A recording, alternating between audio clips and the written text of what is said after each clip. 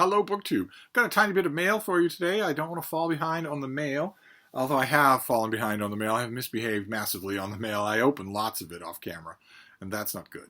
That shouldn't happen. So let's go through just a few books here. One of them I opened off camera and sort of saved myself before I put it on the pile and, filed it away by month and date so that I have no idea where it is anymore. But first, a periodical. I am on the list for The Week, a magazine called The Week. That is just a kind of a news roundup type thing. There's a middle section about books, so I'm grateful to be on the list. I don't subscribe to this, I don't pay for it, but I do find it kind of interesting. So that is the periodical. I got that, and I got a bunch of newspapers, of print newspapers, of Martha's Vineyard Gazette and a couple of others that I subscribe to.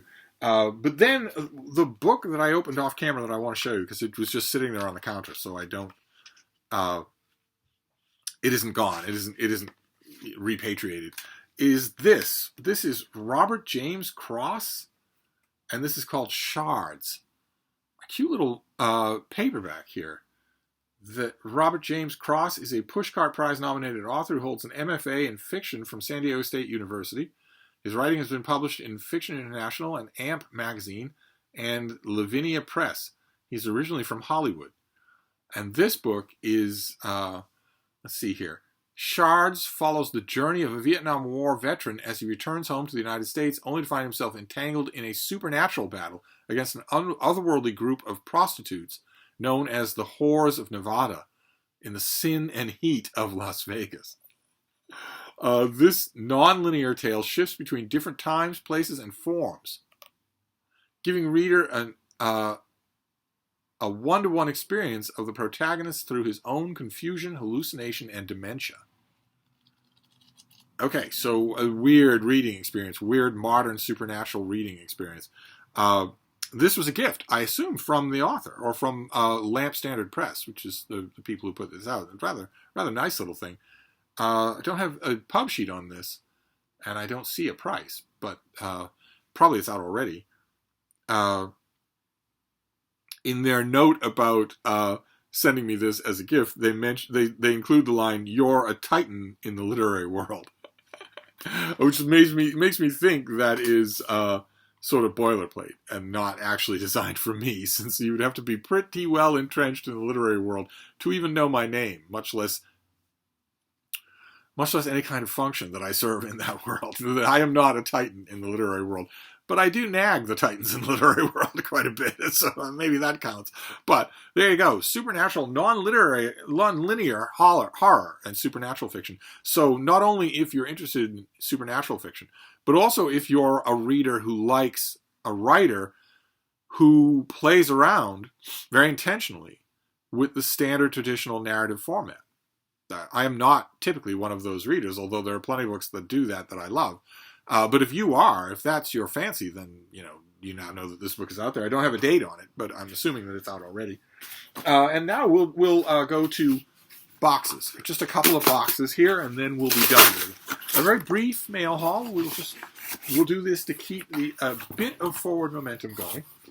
What have we got here? Okay, this comes out in mid-November, which is just a couple of weeks away. This is by Guirat Vermege, and it's called The Evolution of Power, a new understanding of the history of life. Quite the cover there. Mid-November. Power has many dimensions, from individual attributes such as strength and speed, hence the tortoiseshell and the cheetah pelt, to collective advantages of groups. This book takes readers on a breathtaking journey across history and the natural world, not much history, revealing how the concept of power unifies a vast range of phenomena in the evolution of life, and how natural selection has placed humanity and the planet itself on a trajectory of ever-increasing power. Okay. Well, natural selection didn't do that for humans. Culture did. I guess the author's the expert. We'll find out about the author. Drawing on evidence from fossils, living organisms, and contemporary society, the author documents increases in power at all scales, from body size, locomotor performance, and the use of force in competition to efficiency in production and consumption within ecosystems.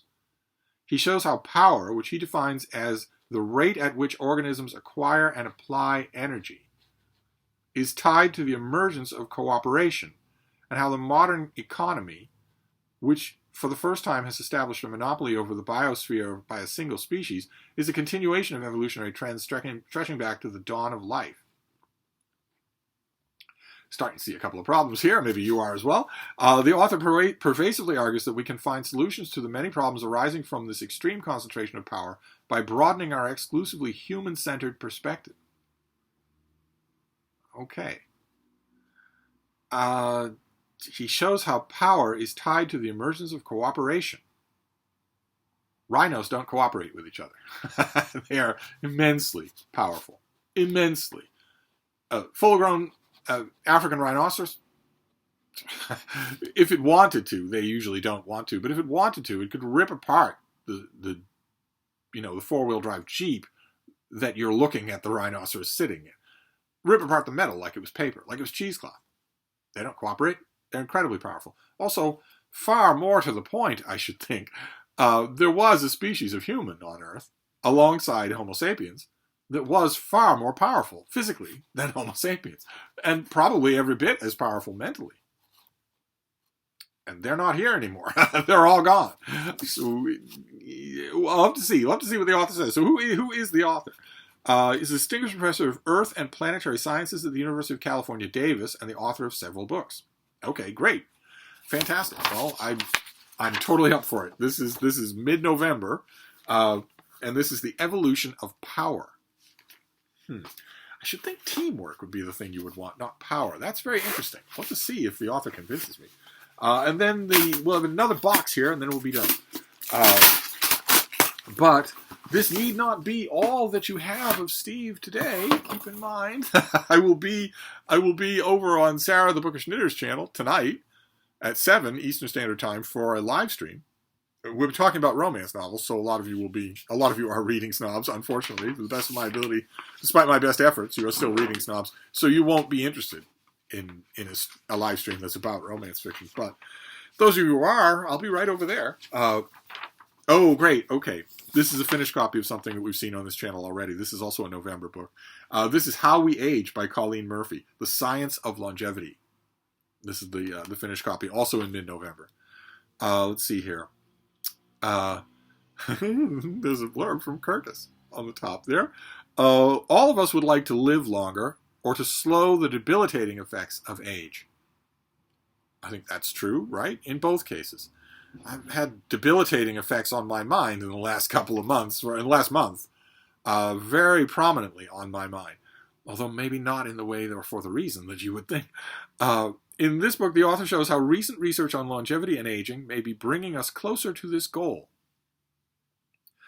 Murphy, a leading scholar of aging, explains that the study of model systems, particularly simple invertebrate animals, combined with breakthroughs in genomic methods, have allowed scientists to probe the molecular mechanisms of longevity and aging.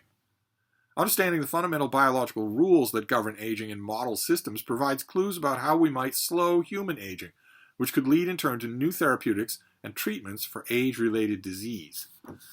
That's the real key here. I'm not so much concerned with Elon Musk wanting to live to 700. What I'm mainly concerned with is your dad, your grandfather. It'd be nice if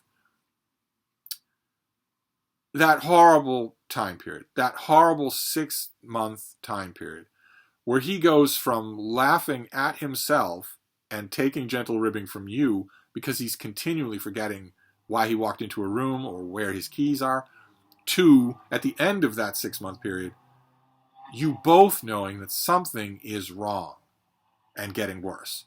It's not just, oh, can you believe this? I left the groceries in the car. It's not that at all anymore. At the end of that horrible 6-month period, things have gone from, well, gee, that was silly me. I left my keys on the counter, on the kitchen counter, and walked out right without them. I'm glad I didn't lock the door, or I'd lock myself out. I don't know why. It's second nature for me to leave the house with keys in my pocket, but somehow I forgot. At the beginning of that 6 months, that's what things are. And at the end of that 6 months, and sometimes it's no longer than that. Sometimes the difference, it happens that fast. At the end of that 6 months, your dad or your grandfather, you see him more shaken than you've ever seen him before, practically unable to form complete sentences because, yes, he put his keys in his pockets this morning and he went off to visit friends and do some errands. And when he got back to your town from the train station or the subway station, he walked off the platform and could not, for the life of him, remember where his house was. That's very different. That's not misplacing your keys or not remembering why you walked into the kitchen. And I don't really care, like I said, I don't really care about Elon Musk living to 700, but I would very much like it if you and your father or your grandfather, when that happens, could walk into a doctor's office and get something for that. Right now, you can't.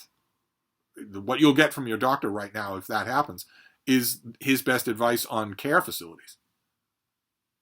But not, here, take 2 of these and call me in the morning.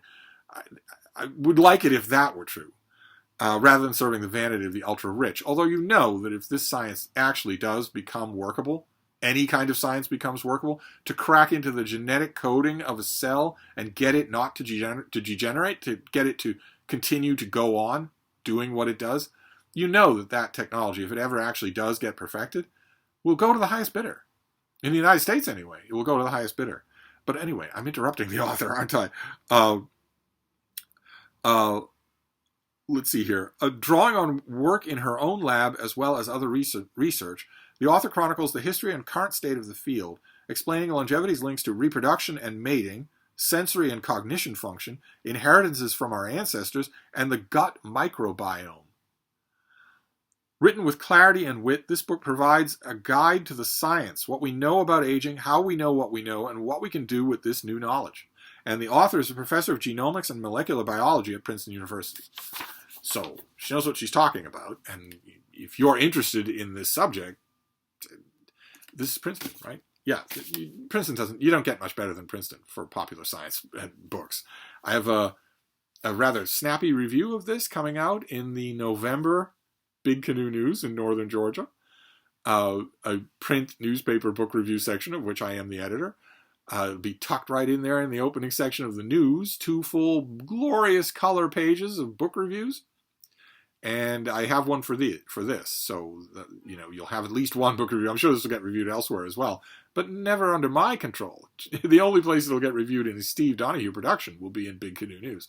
And Big Canoe News it's a local Georgia paper, but that book section is not local. It covers new releases, just in general. This author is not from Georgia, as far as I know, and nor does she need to be. And it's available to you. You could subscribe to Big Canoe News in Northern Georgia.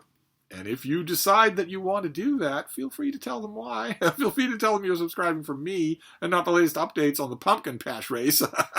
Anyway, those are our 2 books. The Evolution of Power and How We Age. 2 great possibilities for Nonfiction November, which is coming right up, right? Nonfiction November is just a week away. I'll be reading a lot. I'll be reading all of November's nonfiction. As much of the new release mainstream nonfiction in November as I possibly can. That's a lot. I'll be reading a lot of new release nonfiction in November. And these 2, I've read How We Age, but I'll read both of them again for November, certainly. So I'll wrap this up. There you go. There's a nice painless mail. That's very good. Absolutely fine. We'll see if I can remember to do the mail tomorrow. That'd be great. So I'll wrap this up for now, and I'll see you then. Thank you, BookTube.